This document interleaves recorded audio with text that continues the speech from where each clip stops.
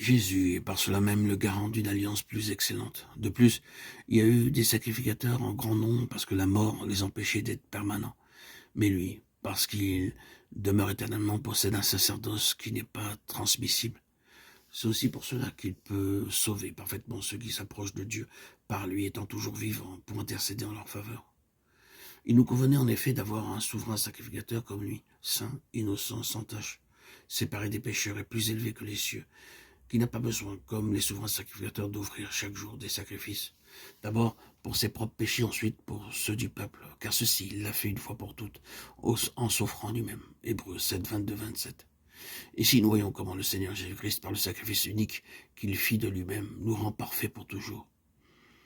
Car en lui habite corporellement toute la plénitude de la divinité. Vous avez tout pleinement en lui, qui est le chef de toute domination et de toute autorité, Colossiens 2, 9, 10. Le verset 10 en anglais est traduit par « vous êtes parfaits en lui ». Notre Seigneur Jésus-Christ, en sa qualité de souverain sacrificateur, exerce continuellement son ministère en notre faveur, plaidant, intercédant, étant pour nous notre avocat auprès de Dieu, à cause de nos continuelles faiblesses et de nos défaillances. Car assurément, ce n'est pas à des anges qu'il vint en aide, mais c'est la postérité d'Abraham. En conséquence, il a dû être rendu semblable en toutes choses à ses frères, afin qu'il fût un souverain sacrificateur miséricordieux et fidèle dans le service de Dieu, pour faire l'expiation des péchés du peuple. Car ayant été tenté lui-même dans ce qu'il a souffert, il peut secourir ceux qui sont tentés. Hébreux 2, 16, 18.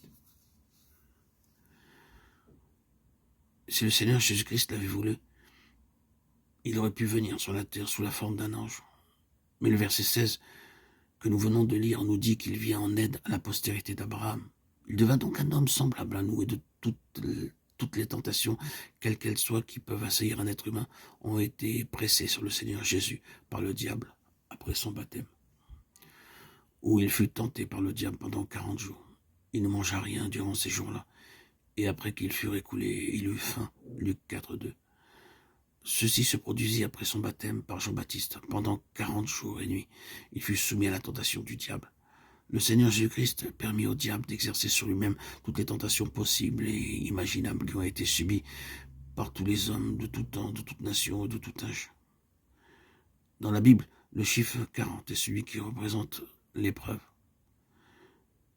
Maintenant, nous pouvons nous imaginer comment le diable fit approcher le Seigneur Jésus-Christ l'une après l'autre, toutes les tentations possibles à un être humain de toute race et de toute origine. Aussi, en notre faveur, à notre place, le Seigneur Jésus-Christ a triomphé de toutes ces tentations que pourrait connaître un être humain, quelle que soit sa condition ou son âge.